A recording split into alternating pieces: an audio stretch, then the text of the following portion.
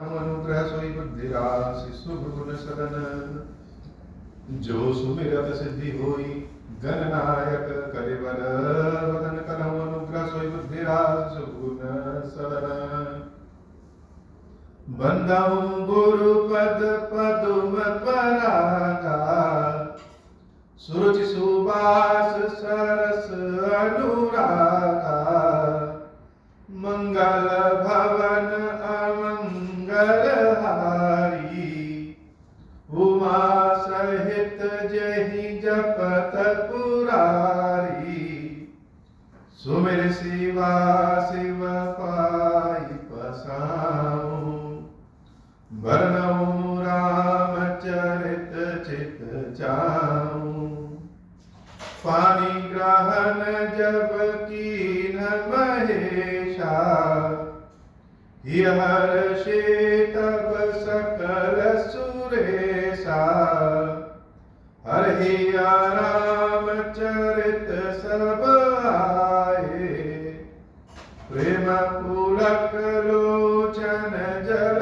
छाए कवन सो काज कठिन जग माही जो नहीं होई तात तुम पाही राम काज लगी तब अवतारा सुनता ही भयं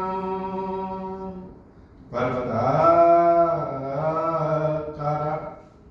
हे महादेव इस जगत बाबा इस जीवन बाबा न कोई कार्य कठिन है नहीं कोई कार्य संभव है भैया सारे कार्य सर्व संभव हो जाते हैं बाबा अगर आपकी कृपा हो जाए संपत्ति चकई भरत चक मुनि आयस खेलवार तेहि निसी आश्रम पिजरा राखे भानुसार मंगल भवन अमंगल हारी उमा सहित जहि जपत पुरारी मंगल भवन अमंगल हारी उमा सहित जहि जपत पुरारी।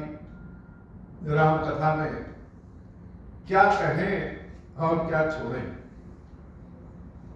राम कथा वैसे तो सुनाना शुरू करिए तो भगवान के जन्म का कारण भगवान के जन्म की कथा सीताराम विवाह और उसके बाद वन गमन की कथा उसके बाद सीता हरण फिर सुंदर कांड और लंका विजय। राम कथा को सब जानते हैं कि प्रभु श्री राम कैसे कैसे काम किए और रावण का किस प्रकार से वध किए। लेकिन राम कथा का जो मूल तत्व है राम कथा का जो मर्म है वह मर्म ही अगर नहीं जाने नहीं समझे तो राम कथा फिर केवल एक मनोरंजन का साधन है और राम कथा से राम कथा गायब हो जा रही है बाकी गीत संगीत और सब कुछ है। तो राम कथा का मर्म क्या है। राम कथा का मर्म है प्रेम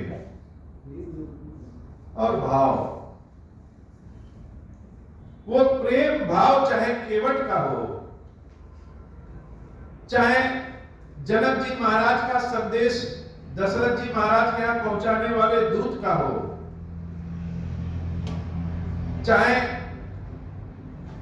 सनकादिक ऋषियों का हो चाहे हनुमान जी का हो चाहे भरत लक्ष्मण जी का हो लखन जी का हो माता सीता और राम का हो विभीषण का हो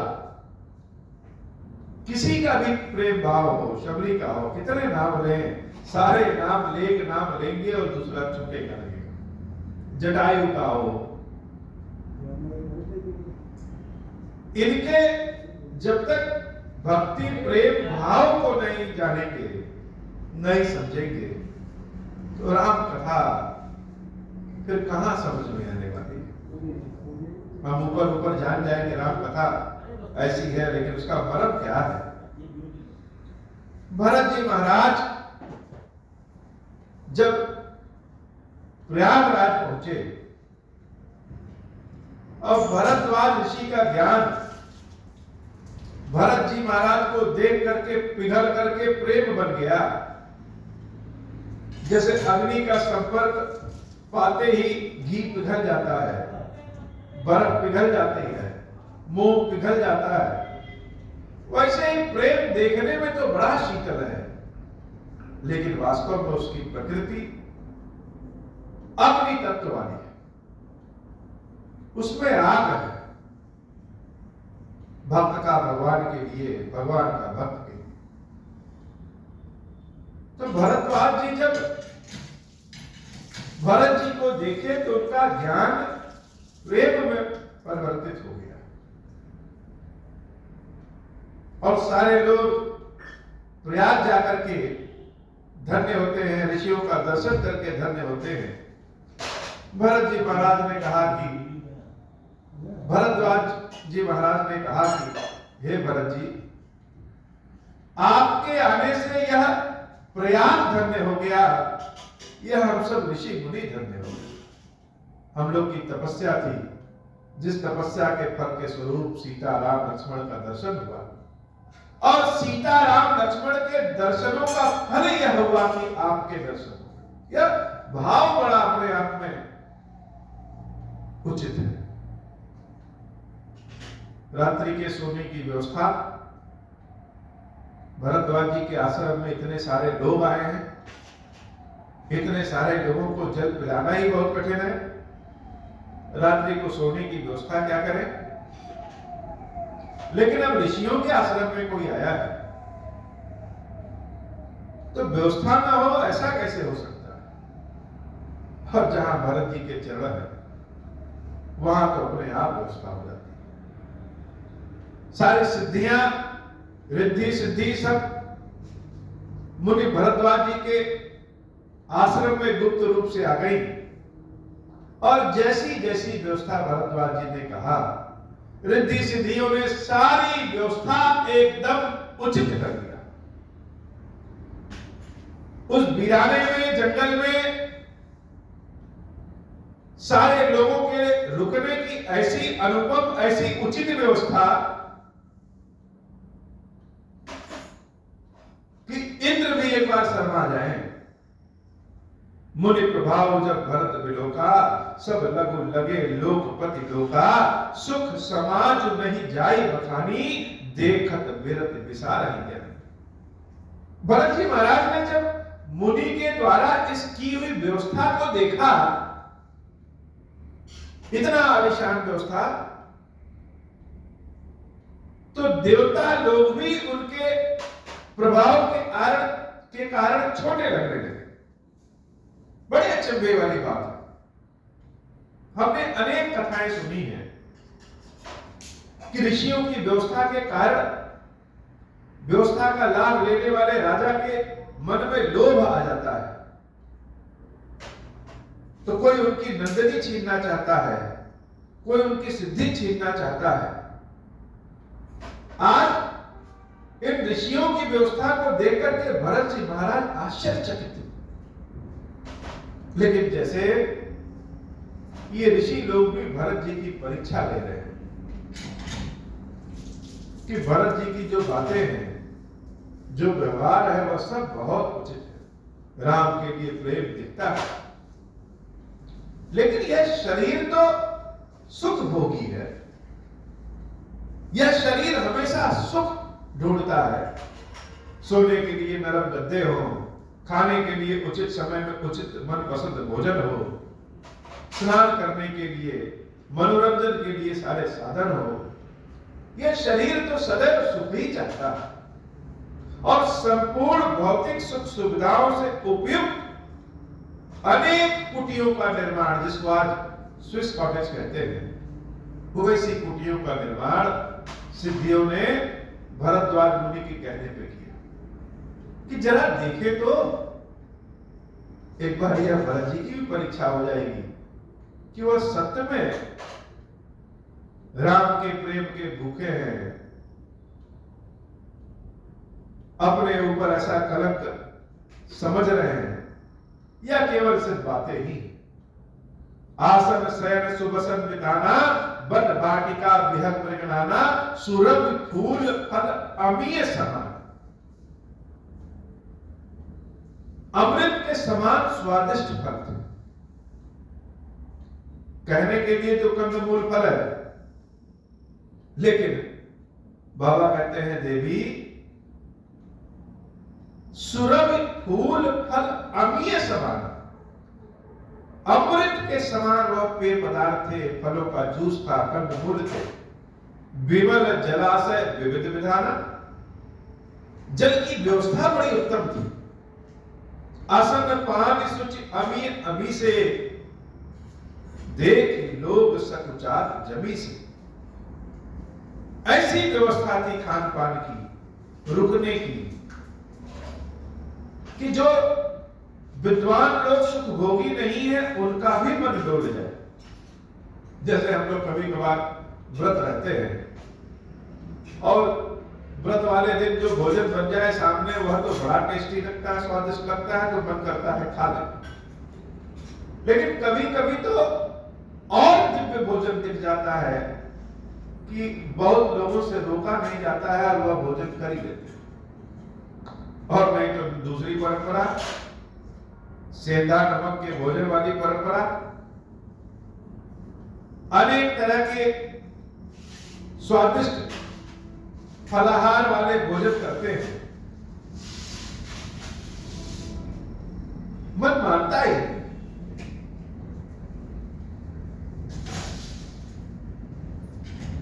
ऐसे ही यहां पे भरद्वाज मुनि ने जो व्यवस्था किया, उस व्यवस्था को देख करके संयमी व्यक्ति भी मन करे कि नहीं, आज इसका सुख भोग कर ले, कल से फिर व्रत रहा जाएगा। भगवान शंकर कहते हैं, देवी पार्वती, ऐसा लग रहा है कि जैसे असली परीक्षा तो आज ही, कि राम के विरह में सारे लोग आए हैं, भूखे प्यासे हैं, जल पी करके, जहां जो मिल रहा है वह खा पी ले रहे हैं। लेकिन जब ऐसी व्यवस्था देखे तो आसन पान सुच अमी अमी से, देख लोग सकुचात जमी से, सुर सुर भी सुर तर्फ सबनी। ऐसी व्यवस्था जैसे प्रत्येक वृक्ष ही कल्प वृक्ष है।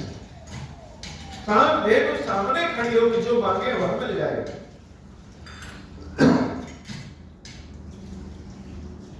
लखी अविलास सुवेश सची के। ऐसी सुंदर व्यवस्था को अगर देवराज इंद्र और उनकी पत्नी इंद्राणी भी देख लें तो मन करे कि लाओ आज यही रुक जाए। ऋतु बसंत बह त्रिविध बयारी, सब कह सुलभ पदार्थ चारी, स्नग चंदन बनितादिक भोगा, देख हर्ष विस्मय बस लोगा। इत्रों की व्यवस्था बड़ी सुंदर सुंदर, ना ठंडी हवा ना गर्म हवा, जिसको एसी कह ले। बसंत ऋतु की जैसे व्यवस्था हो गई कि सारे ऋतु ही बसंत ऋतु हो, फूलों से सजा, कि मन किसी का दुखी हो तो वो व्यवस्था देख करके मन एक बार कहे कि नहीं, आज पहले इस व्यवस्था का सुख भोग कर ले, कल से फिर से अपनी व्यवस्था में आ जाएंगे। ऐसी व्यवस्था भरत जी के लिए हुई। और भरत जी को ऐसी व्यवस्था कैसी लग रही? भरत जी तो राम रस में डूबे हुए। जिस व्यक्ति को प्रेम हो जाए वह संसार के लिए बेकार हो जाता है। किसी से हो जाए, किसी व्यक्ति से हो जाए, अपने घर वालों से हो जाए, गाय से हो जाए, वृक्षों से हो जाए, तो जिससे भी प्रेम होता है वह उसी में डूब जाता है। फिर उसके लिए संसार में क्या चल रहा है कोई मतलब नहीं। तो अगर किसी व्यक्ति को भगवान से प्रेम हो जाए, भगवान के प्रेम रस में डूब जाए, तब तो वह व्यक्ति और पागल हो जाता है, संसार से एकदम बहिष्कृत हो जाता है।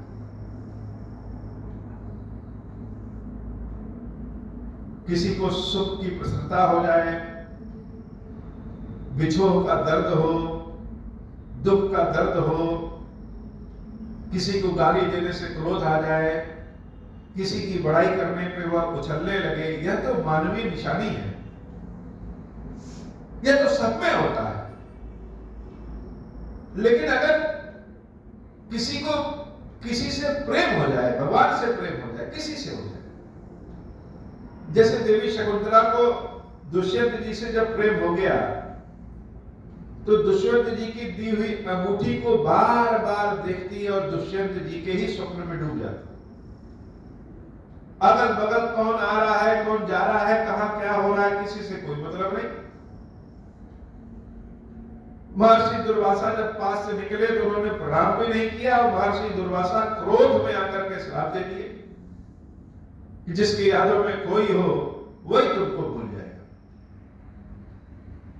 और देवी शकुंतला ऐसा उस अंगूठी के प्रेम में डूबी हुई है कि दुर्वासा ऋषि के श्राप को भी नहीं पता चला। दुर्वासा ऋषि श्राप देकर के चले गए, उनको पता ही नहीं चला कि हमको किसी ने श्राप भी दे दिया। तो ऐसा जब व्यक्ति हो जाए कि सुख में सुखी ना हो, दुख में दुखी ना हो, कोई गाली दे तो कुछ समझ में ना आए, कोई प्रशंसा करे तो कुछ समझ में ना आए, तो ऐसा व्यक्ति तो संसार के लिए एकदम से बेकार हो जाता है। उसको कहते हैं निकम्मा, उसको कहेंगे शून्य। लेकिन वास्तव में भक्तों की दशा ऐसी ही होती है, और यह किसी एक दो भक्त की बात नहीं है। जब प्रेम रस में भगवान के डूब जाएगा उसकी दशा ऐसी ही हो जाती है। लेकिन इस दशा को कौन समझेगा? या तो भगवान जानेंगे या फिर कोई दूसरा और इसी तरह का भक्त हो वह जानेगा। संसार वालों के लिए तो वह तो एकदम से बेकार है। भरत जी महाराज की भी ऐसी ही स्थिति। या भरद्वाज मुनि की जो व्यवस्था इतनी सुंदर है, यह व्यवस्था भरत जी के लिए कैसी लग रही है? संपत्ति चकई भरत चक्र मुनि आयस खेलवार तेहि निसी आश्रम पिजरा राखे भाग अनुसार। जैसे किसी पक्षी को लोहे के पिंजरे में बंद कर दीजिए या सोने के पिंजरे में बंद कर दीजिए, उसके लिए तो वह पिंजरा ही है। ऐसे ही भरत जी को यह सारी व्यवस्था पिंजरे की तरह लग रही है। कहां हम आ गए, कितनी जल्दी हो यह रात बीते और हम राम के दर्शन के लिए आगे बढ़े। भक्तों की ऐसी दशा कि लोग कहें कि यह तो पागल हो गया है। भरत जी महाराज की ऐसी दशा कि देवियों के द्वारा, रिद्धि सिद्धि देवियों के द्वारा इतनी सुंदर व्यवस्था के बाद भी भरत जी महाराज को जब पिंजरा लग रहा है, कितनी जल्दी रात बीते। सुबह हुई और भरत जी महाराज तीर्थराज प्रयाग में स्नान किया। जब जब तीर्थराज प्रयाग में डुबकी लगाए तब तब तीर्थराज प्रयाग को लगा कि आज हम ही धन्य हो। लोग तीर्थराज प्रयाग में स्नान करके धन्य होते हैं, यहाँ तीर्थराज जी भरत जी के स्पर्श से धन्य हो गए। ऐसे भक्तों का पावन चरण ही ऐसा होता है। भक्त जहां कदम रख दे, भक्त कैसा? भरत जी महाराज की जैसा। कीन निमज्जन तीरथ राजा नाई मुनि सिर सहित समाजा ऋषि आयस असीस सिर राखी कर दंडवत विनय बहुभाषी। स्नान करके ऋषियों के समक्ष भरत जी महाराज आए और प्रणाम किए। और ऋषि मुनि तो रात की व्यवस्था वाली परीक्षा लेकर के जान गए कि भरत जैसा कोई नहीं हो। ऋषियों मुनियों का भी मन ऐसी सुंदर व्यवस्था देख करके एक बार पिघल जाए, लेकिन भरत जी महाराज नहीं पिघले। वह तो राम रटन राम रट ऐसा लगाए कि कुछ और देखना सुनना ही नहीं। भरत जी महाराज जब ऋषियों को दंडवत करके प्रणाम कर रहे हैं, पैरों पे गिर रहे हैं। तो ऋषि लोग भरत जी से इतना प्रसन्न है कि ऋषि आयस आशीष सिर रख। किसी को दूर से जीते रहो आशीर्वाद देते हैं, लेकिन जब दुलार किसी के प्रति बढ़ जाए तो सर पे ही हाथ रख देते हैं। ऋषि मुनि भरत जी महाराज के सर पे ही हाथ रख दिए। उनका आज बस चल जाए ऋषियों का तो अपने समस्त पुण्यों को वह भरत जी को देना चाहते भी। ऐसा भरत सरीखा तो उसी को देखे ही नहीं हो। और वो भरत जब ऋषियों को प्रणाम करते हैं तो ऐसा लग रहा है कि जो प्रणाम कर रहा है वह ज्यादा पवित्र है, और हम लोग ऋषि मुनि होने के बाद भी भरत जी से कम है। अब यह तो कह नहीं सकते कि हे भरत मुझे प्रणाम ना करो, तो ज्यादा कर। तो शब्द जो नहीं कह सकते वह शरीर के भाव कह देते। ऋषि मुनि भरत जी महाराज को भी दंडवत हो जा रहे हैं, जितना झुक सकते हैं उतना झुक जाता है। ऐसे धन्य है भरत जी महाराज, जो विप्रों में ऋषि मुनियों में जो 3-4 सेवक जंगल के रास्ते को जानते हैं, उनको भरत जी महाराज के साथ भेज करके रास्ता दिखाने के लिए विदा कर दिया। पथ गति कुशल साथ सब रीने चले चित्रकूट ही चित दी। भरत जी महाराज सबको लेकर के कहा, चित्त कहां लगा है? चित्त तो चित्रकूट में लगा है।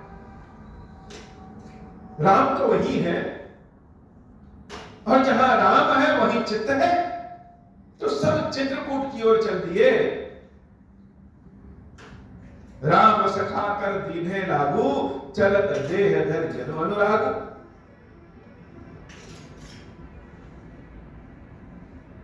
निषाद लाल जी के हाथों में अपने हाथों को देकर के जैसे लगे कि राम ही भरत के रूप में आ गए हैं,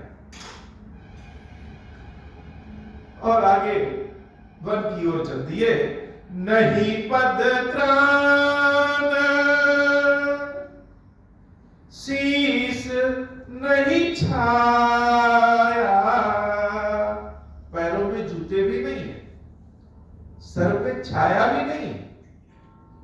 लोग कह रहे हैं रथ पे चढ़ जाओ, रथ पे चढ़ जाओ, जूते पहन लो, चप्पल पहन लो, लेकिन भरत जी कह रहे हैं मेरे राम तो ऐसे ही गए हो। मेरे राम तो बिना चप्पलों जूतों के ही गए हैं। जब मेरे राम ऐसे गए हैं तो हम कैसे सवारी चढ़ के चले? नहीं पद त्राण शीस नहीं छाया, प्रेम नेम व्रत धर्म। प्रेम ही भरत का नाम लेकर के धर्म की यश कीर्ति को लेकर के चल रहा है, इसका वर्णन करना ही कठिन। देवी सरस्वती की कृपा बड़े भाग्यशालियों को।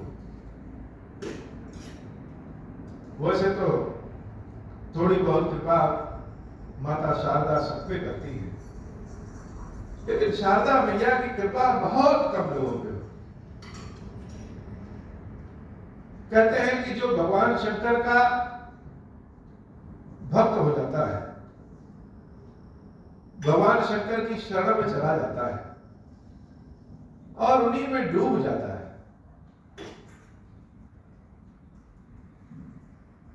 तो उन भक्तों में कृपा करने के लिए पार्वती स्वयं शारदा स्वरूप में हो जाती है।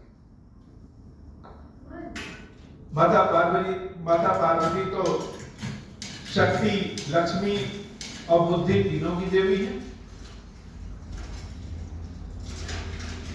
पार्वती स्वयं जैसे शारदा के ही स्वरूप में हो जाती है भक्तों पे कृपा करने के लिए। महाराज विक्रमादित्य जब भगवान शंकर की सेवा में डूबते थे तो भवानी ही शारदा हो जाती थी, ज्ञान देने के लिए, कृपा करने के लिए कि इस रस में और डूब जाओ। लेकिन हम लोग तो उतने बड़े भक्त है नहीं। कलयुग में दिखाने के कुछ और दांत होते हैं और खाने के कुछ और दांत होते हैं। कभी कोई नाली में गिरा हुआ पुष्प अगर चाहे कि भगवान के सर पे चढ़ जाए, भगवान के चरणों पे गिर जाए, तो कहां गिर पाता है? उसको तो लोग निकाल के बाहर फेंकेंगे। कीड़े लगे हुए फल भगवान को कौन चढ़ाता है? उसको तो दूर से ही निकाल दें। प्रभु तक पहुंचने के लिए प्रभु की तरह शुद्ध होने की आवश्यकता होती है, पावन होने की आवश्यकता होती है। और देवी शारदा शुद्ध और पावन भक्तों पे ही अपनी असीम कृपा करती है। तो हम लोगों की ऐसी व्यवस्था तो है नहीं कि भगवान के चरणों पे चढ़ सके, ऐसे पुष्प है नहीं, ऐसे फल है नहीं जो भगवान के भोग के लिए लग सके। हम लोग तो सड़े गले फल हैं, लेकिन एक काम तो कर ही सकते हैं। चढ़ भले नहीं सकते भगवान के चरणों पे, लेकिन जहां है वहीं पे भी भगवान का नाम ले सकते हैं। हम नहीं जा सकते तो क्या हुआ? भगवान तो सूक्ष्म से विराट होते हैं, वह तो आ ही सकते। भरत जी महाराज प्रभु के ध्यान में, प्रभु के नाम में मगन होकर के चल रहे हैं। नहीं पद त्राण शीस नहीं छाया, प्रेम नेम व्रत धर्म अमाया, लखन राम सिय पंथ कहानी, पूछत सकहि कहत विद्वान। जितने लोग रास्ते में मिलते सबसे पूछते चलते कि सीताराम लक्ष्मण को देखा है क्या इधर से जाते हुए? जिन लोगों ने देखा है वह कह रहे हैं, और भरत जी महाराज को देख करके जैसे फिर से कंफ्यूज हो जा रहे हैं। राम और भरत में कोई अंतर नहीं है। कोई राम को देख करके गया और भरत जी को देख ले तो अब कहेगा ही नहीं कि यह राम नहीं। राम और भरत में कोई अंतर ही नहीं। प्रभु श्री राम के बहुत सारे चित्रों में हमारा बहुत प्रिय चित्र है, जिसमें वह बानर को अपने गले से लगाए, गले मिल रहे हैं। इस चित्र को देख करके ऐसा लगता है जैसे वनवासी राम है, और जिस बानर को गले लगाए हैं वह सुग्रीव जी। लेकिन फिर कभी देखिए तो ऐसा लगता है कि नहीं, यह तो भरत जी हैं और हनुमान जी को गले लगाए। तो राम और भरत में कोई अंतर नहीं। भरत जी महाराज लोगों से राम के बारे में पूछते हुए चले जा रहे हैं। राम बास थल बिटप बिलोके, उर अनुराग रहत नहीं रोके। कुछ लोग मिल जा रहे हैं, कह रहे हाँ वो तो यही इसी वृक्ष पे तो विश्राम किए थे, हम लोगों ने जल भी पिलाया था। जहां जान जाते भरत जी महाराज के यहाँ राम विश्राम किए थे, उस वृक्षों को छू छू करके देखते। यह बड़ा ही अद्भुत तरह का प्रेम होता है, स्पर्श का प्रेम। स्पर्श के प्रेम में बड़ी शक्ति होती है। गायों को भी स्पर्श करिए तो ऐसे अपना वो सर ऊपर कर देती है। पशुओं को प्रेम करिए, वो स्पर्श की भाषा जानते हैं। तो भरत जी महाराज उन वृक्षों को स्पर्श कर रहे हैं जिन वृक्षों के नीचे राम का वास हो। ऐसा लग रहा है जैसे कहना चाह रहे हो कि यह वृक्ष भी हमसे ज्यादा धन्य है। कम से कम राम इनके नीचे वास तो किए। इस भरत के लालच के कारण तो राम का वास अयोध्या में भी नहीं हो पाया। राम बास थल बिटप बिलोके, और अनुराग रहत नहीं रोके। देख दशासुर बरसई फूला, भई मृदु महि मंगल बोला। ऐसी दशा भरत जी की हो। भरत जी की दशा को जानने के लिए अपने आप को राम कथा से जोड़ना पड़ेगा। उस विरह को अपने हृदय में समाहित करना पड़ेगा। विरह का दर्द क्या होता है? विरह की पीड़ा क्या होती है, विरह की छटपटाहट क्या होती है, कि जब विरह में आए दशरथ जी महाराज तो छटपटा करके मर ही गए, मृत्यु ही हो गई। यह विरह की पीड़ा होती है। और इस विरह की पीड़ा को जब तक जो समझ न पाए, वह भरत जी महाराज के चरित्र को समझ नहीं पाएगा। एक एक वृक्ष की टहनियों को छू करके भरत जी महाराज राम राम का स्पर्श अनुभव कर रहे हैं। देवता लोग भी कह रहे हैं धन्य है, धन्य है, धन्य है कि ये जाहि छाया जगत सुखद बहई बरबाद, तस्मत भयो न राम कह जसबा भरत ही जात। ऐसी दशा जब भरत जी की देखी तो बादल लोग भरत जी के ऊपर छाया करने लगे। अब बाबा कहते हैं देवी, जिस रास्ते से सीताराम गए थे उस रास्ते के वृक्ष, उस रास्ते के पेड़ पौधे भी राम के दर्शन करना चाहते थे। पशु पक्षी भी खड़े होकर के राम के दर्शन कर रहे हैं और धरती पे जहां राम के चरण पड़ते थे वह धरती भी सकुच जाती थी कि कहीं कोई कांटा प्रभु के चरणों में धंस न जाए। देवता लोग बादल बनकर के आसमान में छा जाते थे कि प्रभु को धूप न लगे। हवाएं चलनी शुरू हो जाती थी कि प्रभु को पसीना न आए। लेकिन आज जब भरत जी उस रास्ते से जा रहे हैं तो जो व्यवस्था सीता राम के लिए नहीं थी उससे ज्यादा अच्छी व्यवस्था आज भरत जी के लिए। मानो राम जी ने आदेश दिया हो कि मेरा भाई जिस रास्ते से आए उस रास्ते को ऐसा बना दो कि भरत को कभी कष्ट न हो।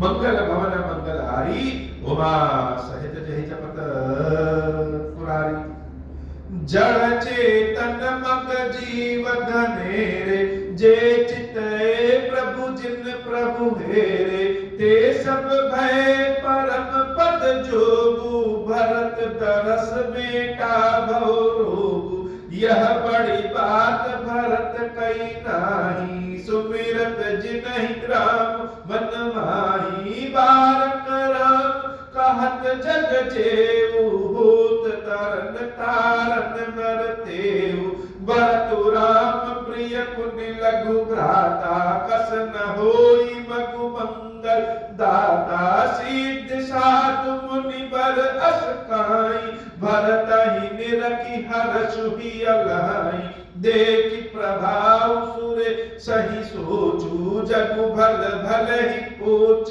कहु पोचू, गुर सन कहु करय प्रभु सोई, राम ही भरत ही भेंट न होई, मंगल भवन अमंगल हारी, उमा सहित जेहि जपत पुरारी, मंगल भवन अमंगल हारी, उमा सहित जेहि जपत पुरारी, मंगल भवन अमंगल हारी, उमा सहित जेहि जपत पुरारी।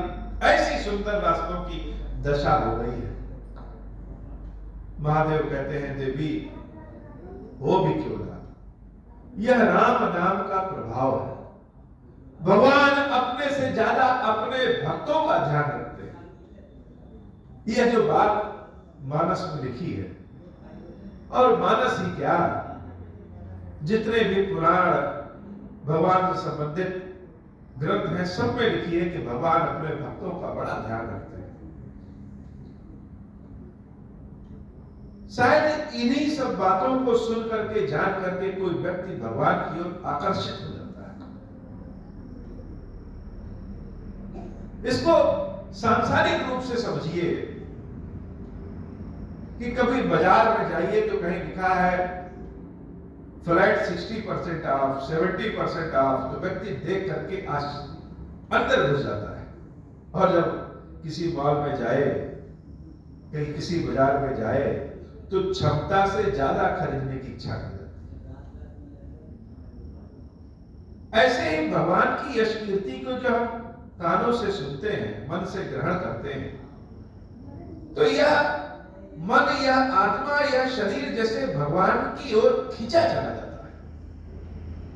इसीलिए विभीषण जी महाराज जब प्रभु श्री राम के दर्शन करने गए तो क्या कहे? पहली चीज, नयनानंद दान कह जाता।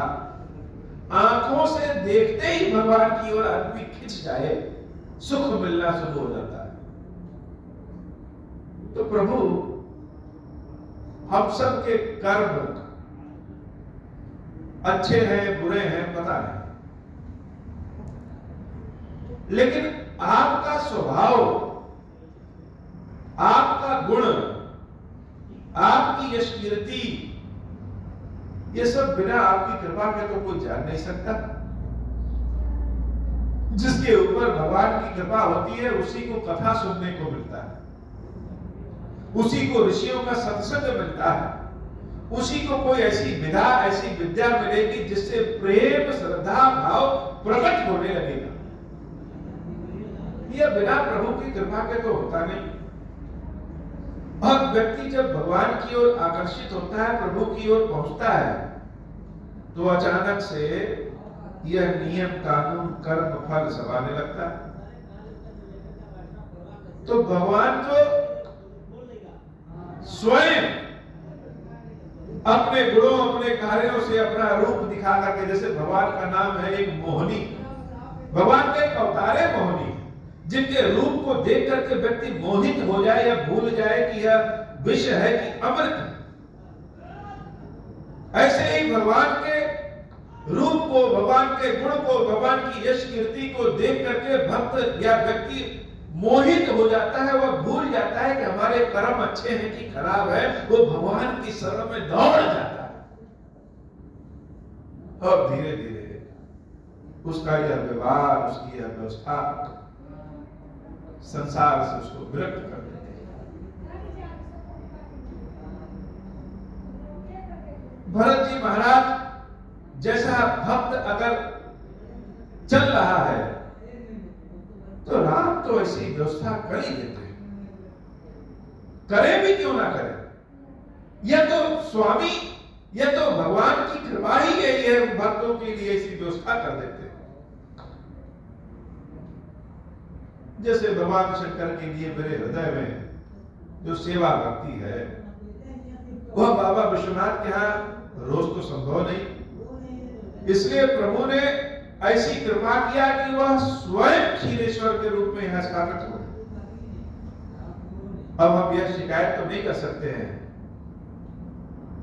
कि महाकाल में ठीक से दर्शन नहीं मिलता, विश्वनाथ जी के यहाँ, बैजनाथ जी के यहाँ ठीक से दर्शन नहीं मिलता, क्योंकि भगवान तो सारे स्वरूपों में आकर के यही स्थापित हो गए हैं और पूरी खुली छूट दे दी है कि जैसे दर्शन करने की इच्छा हो, जब दर्शन करने की इच्छा हो, जैसी सेवा पूजा करने की इच्छा हो, सब करना, न कोई रोकने वाला न कोई टोकने वाला। यह भगवान की ही तो व्यवस्था है। इसलिए देवी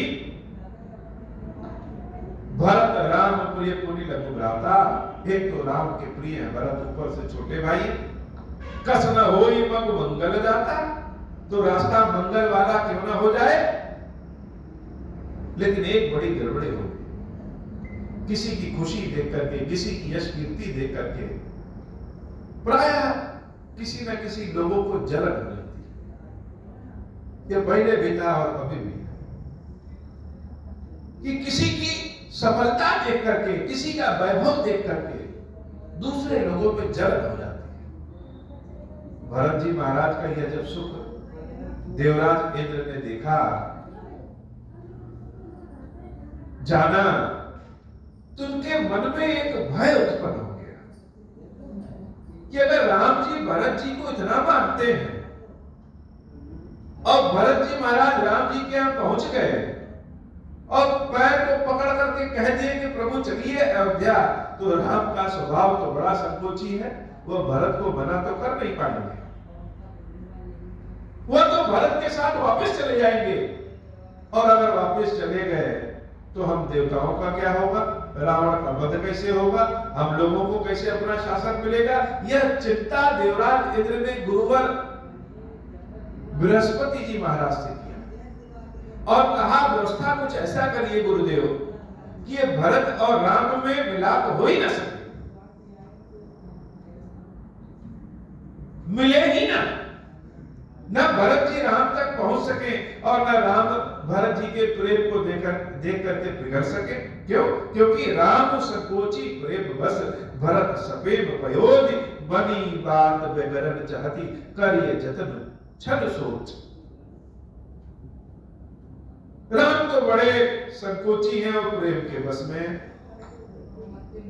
और भरत जी क्या है, वह तो भरत सपेम पयोधि, प्रेम के क्षीर सागर है। अब प्रेम का क्षीर सागर जब प्रभु के पास पहुंचेगा तो भगवान तो क्षीर सागर में शहद लगा लेंगे, कह भी नहीं पाएंगे, मना भी नहीं कर पाएंगे, उनका स्वभाव बड़ा संकोची है। यह बनी हुई बात बिगड़ जाएगी गुरुदेव, कोई उपाय करिए, कोई ऐसा कोई छल करिए जिससे भरत राम से मिल ही न पाए। भक्तों का स्वभाव तो छल विहीन होता है, उनको तो भगवान दिखते हैं, वह क्या जाने कि क्या पाप है और क्या पुण्य है।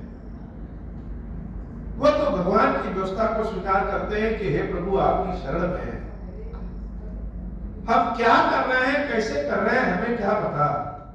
प्रेम में जो व्यक्ति पड़ा है वह तो अंधे के समान होता है, बहरे के समान होता है, तो वह छल कपट नहीं जानते। वह तो जानते हैं कि उनके पास आया हुआ हर व्यक्ति भगवान द्वारा भेजा गया है, भगवान का मूर्त स्वरूप है, भगवान का ही स्वरूप है, तो वह उस व्यक्ति को ही भगवान समझ करके वैसा व्यवहार करते हैं। अब वह रावण निकल जाए, कोई छली कपटी निकल जाए, यह तो भगवान ही जाने। गुरुदेव जी महाराज जब भरत जी महाराज के इस व्यवहार को देखे और देवराज इंद्र के इस कथन को सुने कि कोई ऐसी बात करिए कि भरत राम से न मिल पाए, तो गुरुदेव जी महाराज हंसने लगे, जान गए कि इंद्र की बुद्धि फिर गई। मंगल भवन अमंगल हारी, उमा सहित जहि जपत पुरारी, बचन सुनत सुर गुरु मुस्काने, सहस नयन बिनु लोचन जाने, मायापति सेवक सन माया, करई न उलट परई सुर राया, तब किछु कीन राम रुख जानी, अब कुचाल करी होई हई हानि, सुन सुरेश रघुनाथ सुभाव, निज अपराध सही न काऊ, जो अपराध भगत कर करई, राम रोष पावक सो जरई, लोकहु वेद विदित इतिहासा, यह महिमा जा नहीं दुर्भाषा, भरत सरस को राम सनेही, जगु जप राम राम जप जेहि, मंगल भवन अमंगल हारी, उमा सहित जेहि जपत पुरारी। गुरुदेव विश्वामित्र जी हंसने लगे और जान गए कि इंद्र के पास 1000 आंखें भले हैं, लेकिन आंखें हैं नहीं, इसको कुछ दिखता नहीं, बुद्धि नहीं है। गुरुदेव बृहस्पति जी महाराज कह रहे हैं देवराज, जो मायापति है, जिसके कहने से माया सारा संसार बनाती है, उस मायापति के भक्त के साथ, सेवक के साथ ही छल, कहीं ऐसा ना हो उल्टे तुम्हारे ऊपर ही पड़ जाए। यह मत सोचो कि कह गई कि बुद्धि जो मंथरा ने पलट दी, अब आगे भी ऐसा हो सकता है। वो तो प्रभु की इच्छा थी तो हो गया लीला, लेकिन भरत के साथ अगर कुछ छल किए तो कोई बच नहीं पाएगा। भगवान के साथ अपराध को भगवान भूल जाते हैं। प्रभु का स्वभाव क्या है? प्रभु का स्वभाव यह है कि निज अपराध सही न काऊ। प्रभु से अपराध करोगे तो भगवान भूल जाएंगे, क्रोधित नहीं होंगे। लेकिन जो अपराध भगत कर करई, भगवान के भक्त से अगर कोई अपराध करोगे, छल कपट करोगे, पीड़ा पहुंचाओगे, राम रोष पावक सो जरे, वह भगवान के क्रोध में जल भर जाता है। और ऐसा एक बार नहीं अनेक बार हुआ है। न भरोसा हो न विश्वास हो तो जाकर के देव ऋषि दुर्वासा से पूछो। दुर्वासा के श्राप से तो सारा संसार भयभीत हो जाता है। लेकिन एक बार दुर्वासा ऋषि स्वयं भयभीत हो गए। इसके बारे में विचार कर लो, जाकर के दुर्वासा से ही पूछ लो। भगवान के भक्त से किया गया अपराध भगवान क्षमा नहीं करते। इसलिए हे इंद्र, कहीं ऐसा ना हो कि तुम्हारा भरत जी के साथ छल तुम ही पे उल्टा पड़ जाए। भरत सरिस को राम सने ही, जग जप राम राम जप जी। भरत जी जैसा भगवान का हो कौन प्रेमी होगा संसार में? हो सारा संसार राम राम जपता है और राम है कि भरत भरत भरत भरत जप रहे। इससे बड़ा क्या उदाहरण होगा? मनहुन आनिय अमरपति, रघुबर भगत अकाज, आजस लोक पर लोक दुख, दिन दिन शोक समाज। कभी भी ऐसा मत करना कि भगवान के भक्त को कोई कष्ट पहुंचाना।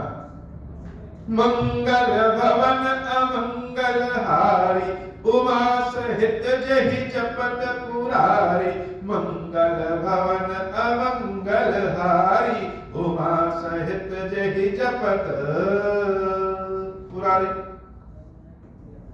हे बाबा, आज की कथा इतनी। श्री खीरेश्वर महादेव जी, खीरेश्वरी भैया जी, ऐसी कृपा करिए कि हमारी कथा जहां भी जिस भी माध्यम से जिसके भी कान में घर में पहुंचे, उसके सारे दुखों को दूर करिए। अपनी भक्ति श्रद्धा प्रदान करिए, कृपा प्रदान करिए बाबा। और हम जैसे भक्त आपकी शरण के अलावा और कहीं जा नहीं सकते। इसलिए हे महादेव, सारे पाप पुण्यों को किनारे करके अपनी शरण में हमको ले लीजिए। ऐसी कृपा करिए कि नित्य नव प्रेम के साथ आपकी सेवा भक्ति करें, राम कथा सुनाएं और आपके दर्शन करते रहे महादेव। ऐसी कृपा करिए। अब हो प्रसन्न प्रभु मोह पर, नाथ दीन पर नेहु, निज पद भगति देहु प्रभु, पुनि दूसर बर देहु। तब माया वश जीव जड़, संतत फिरहि भुलाना। हम पर क्रोध न करिय प्रभु, कृपा सिंधु भगवान। शंकर दीन दयाल, अब हम पर हो कृपाल। साप अनुग्रह होई जहि विधि, नाथ थोरहि काल।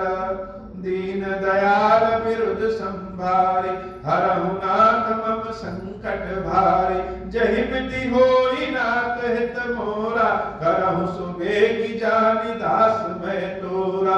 राम राज बैठे त्रैलोका, हर्षित भय गए सब शोका। जे सकाम नर सुनहि जगावहि, सुख संपत्ति नाना विधि पावहि। जो इच्छा करि हऊ मन माहि, हरि प्रसाद कछु दुर्लभ नाहि। मंगल भवन अमंगल हारी, उमा सहित जहि जपत पुरारी।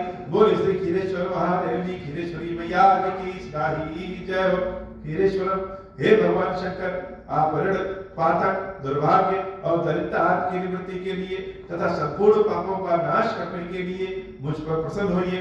मैं दुख और शोक की आग में जल रहा हूँ, संसार भय से पीड़ित हूँ, अनेक प्रकार के रोगों से व्याकुल और दीन हूँ। खीरेश्वर, मेरी रक्षा कीजिए। देव देवेश्वर, सबको निर्भय कर देने वाले महादेव जी, मेरी इसकी हुई पूजा को पार्वती जी के साथ ग्रहण कीजिए, मेरा मंगल करिए। महादेव शुशंभु, महादेव शुशंभु, महादेव शुशंभु। ओम श्री राम।